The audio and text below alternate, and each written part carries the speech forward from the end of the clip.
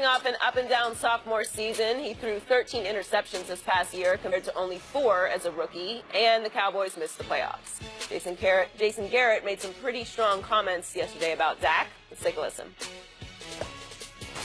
He's done a lot of really good things, but he can improve in every aspect of his game. His understanding of what we're doing, his understanding of what the defense is doing, how those fit together. Physically, he can get better. You know, the way he gets away from center, his mechanics in the gun, the way he throws the football, his decisiveness, his decision-making. All of those things can get better, and they will get better. Shannon, do you like Garrett saying this? I do not like it because I thought it was a really harsh critique and something that didn't need to be said publicly. Skip, if I go to the mechanic and he says, Mr. Sharp, you need a new engine, new transmission, new axle, 4 new tires. Hell, I need a new car. Skip, it seems like they're in the market for a new quarterback. I mean, what does that...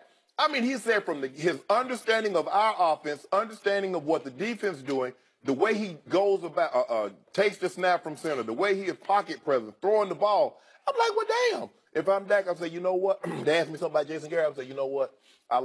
He needs to work on some things. His in-game adjustments, second half adjustments, his uses of timeouts and challenges, the way we practice. I need Jason to get better on that. Skip, I just thought this was really harsh. I really thought it was unnecessary to say this publicly. If you want to say, Dak, I need you to work on these things privately. Because basically, he just said, Dak, nothing you've done over the last 2 years has really been good. So basically, I need you to just wipe the slate clean and start over again. I understand that the really great players, they have to reinvent themselves every year.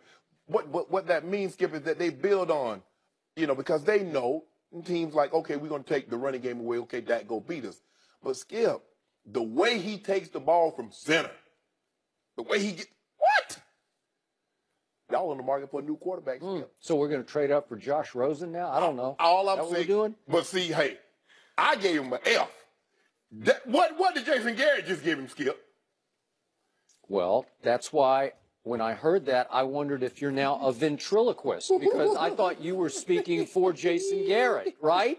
So I'm surprised that you have an issue with it, because I would think everything he said, you believe. There are some things he needs to work on, Skip, but just because it's the right thing to say, everything doesn't need to be voiced publicly. That's a fact. He could have talked to Dak behind closed door. I don't believe he said those things that he said right now. I don't believe he said those to Dak in the closeout meeting. I don't believe he ever said that. But now, because it's not his style, and I know Jason. And now that's not his management style. But now all of a sudden he wants to be honest, because when they ask him about Dez, we haven't got to that process yet. Now because Dez Bryant, he's still Dez. Stephen Jones, even last year during the season, Skip, I just thought this was a very harsh critique of second-year quarterback Dak Prescott. They're going to be growing pains, but to basically say we need a new quarterback. That's basically what he said. Although you're not going to get one. The guy needs to take the ball from center better. The way he sets up in the pocket, the understanding of the offense. I get that, Skip, but come on, bro. That was unnecessary, I thought. I was so offended by what became a scathing critique from a coach who doesn't even deserve to keep his job as the head coach of America's team. I've said for at least 2 years, really 3 years, I don't know how he keeps his job, except, speaking of puppets, he is Jerry's #1 puppet, and he is treated like another quote-unquote son of Jerry Jones. But to your point, scathing critiques about all Jason does well is clap on the field. He claps after touchdowns. He claps after turnovers. He just keeps clapping on the sideline. Are you there? Are you alive? Are you a robot? He just claps. And, Jason could work on his clock management, his in-game decision-making, his motivational skills are highly questionable. His halftime speeches don't ever seem to work, because I don't know what he says at halftime. It must be on a loop. He just says the same thing every halftime, because the words no longer resonate in that locker room, because you know how many halftime leads got blown by second half debacles. And was there a game last year, Skip, in which they were down at the half, in which they came back and won? I can't think of one, but I can tell you a bunch where they were up pretty significantly at half. Yes. Starting with the Rams and the Packers at home, and those were absolute nightmares for me in the second half. Way to go, Coach Clapp. So, speaking of puppets again, it did give me pause to wonder, because Jason says what Jerry wants him to say, and it made me wonder, did Jerry tell Jason we need to light a fire under Dak? Is Jerry harping on what I brought up, what was it, about 10 days ago on the show, that all of a sudden Dak Prescott in his second year has not one or two or three, he's got 12 national advertisements that he does for 12 different big corporation companies? I don't know. Maybe he's upset with that. Or maybe Jerry, because we harped on this, maybe he's starting to miss Tony Romo. Maybe he's starting to say, I told you so. We should have hung on. We should have talked Tony back out of the booth. Because remember, what did Jerry say? My only regret, or his biggest regret, in all of his football career in Dallas was I didn't win a Super Bowl with Tony Romo. Yep. Right? Yeah. Well, guess what, Jerry? Not only did you not win a Super Bowl, you didn't even sniff a Super Bowl with Tony Romo because you never even got to the NFC Championship game. You only won like 2 games with Tony I Romo. know. So you got to the division round once against Brett Favre, which was a debacle up in Minnesota. Remember that game? Correct. And then remember they eked one out against Detroit. I give you that they got a big officiating break in that game, and then they went up and got rawly robbed. I mean, it was a robbery because you know it was a catch.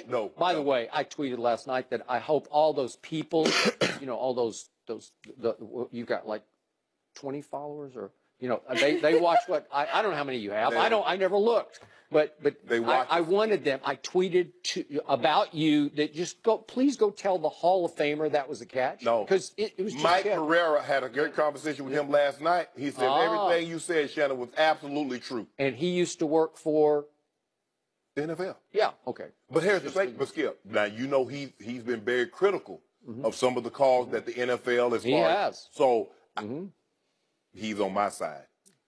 Well, so he said to your face. No, he didn't. But so you don't want to agree with an official. You want to agree with John Mara. Okay. No, did he not just blatantly say, obviously it was a catch? No. That's the owner of the New York Football Giants, publicly admitting that. Yeah. What he's saying, if the rules were in place today like that in 2014, that would have been a catch. But we're not talking about the catch. No, we're talking about your coach and how he offered this scathing. It was a scathing critique. Harsh it was very harsh. So, look, obviously, stepping back from this, does Dak need to improve in lots of... What third-year quarterback doesn't need to improve except for Tom Brady once upon a time? But that's neither here nor there. Oh, stop it. You know, because you remember what happened this third year. They went 8-8. Okay. We beat the brakes off them up in New England. Yeah. And then he won his third Super Bowl. Yeah, then they came to Denver and they beat us. Okay. So, I get all that. But, to your point, you were the one who you beat your desk all year long. Yeah. Talking about how Dak Prescott's #1 target was a broken down shell of himself and a liability, right? Yeah. And I kept telling you, I don't see one receiver that he has who can uncover, who can separate. No. Except for Bryce Butler, who didn't get to play very much. Correct. Right? Yes. And the offensive line, I don't know what happened to it, but you want to talk about underachieving or maybe being overrated? One of those two applies. Right? Yeah, you're right, Skip. But here's the thing. And this is what, and no one is really talking about this because they really like him.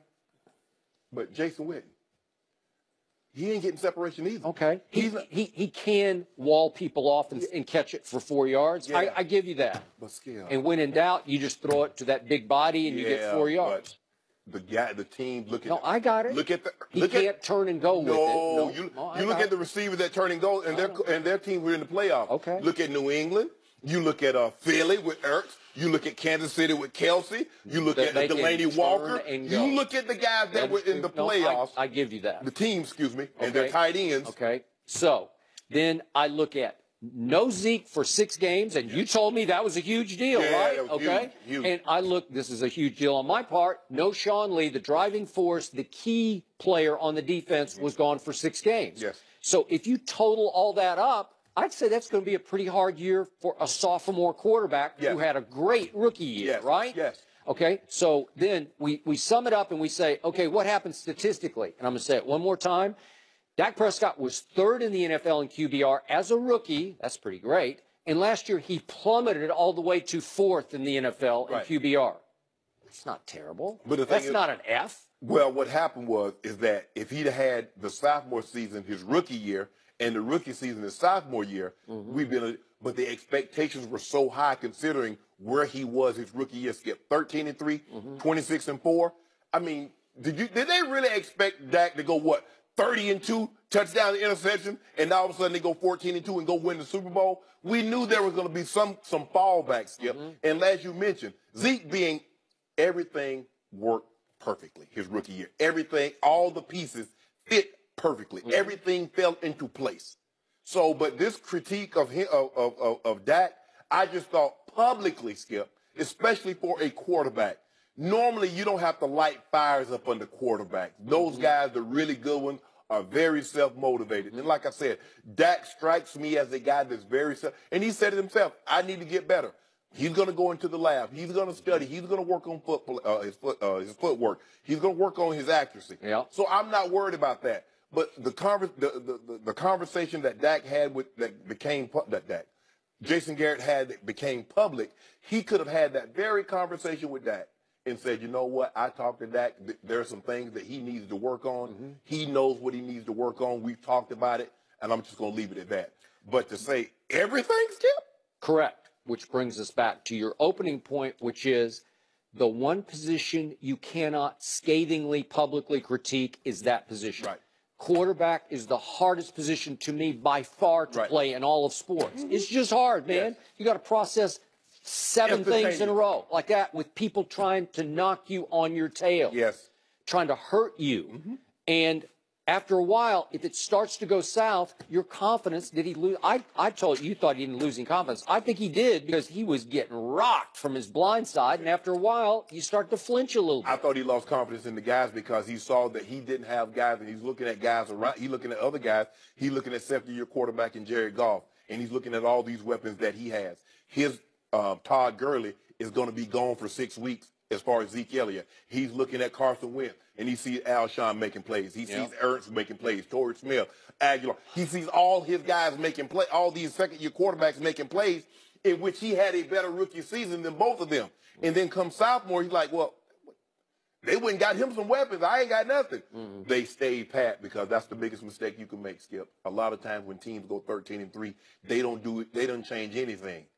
But you see, it's easy. We're going to see. Well, we're going to see what they do as far as the receiver position and see what upgrades they make I to help Dak Prescott improve. They better downgrade number 88 and get him out of there. That's what they better do. But bottom line, on Jason Garrett, he played this position. He was a backup. He was pretty good. He won a couple of big games for them. Yeah, he did. So you would think he, of all people, would know not to do that. Right. Did he ever do this to Tony Romo one time? I can't remember it. No. No. It's a little spicy for Jason Garrett. Maybe he's maybe it's the new maybe he's I don't changing. know. Yeah. Maybe. Ray here a little fiery. Maybe he get a little fiery, a little spunk on it. Heard what you said, talking about all that clapping. Coach now he clapping. Now he clapping. Now he clapping at your quarterback. Clapping back. Clapping at your quarterback. Next up, it's no secret the Broncos are looking for a new quarterback.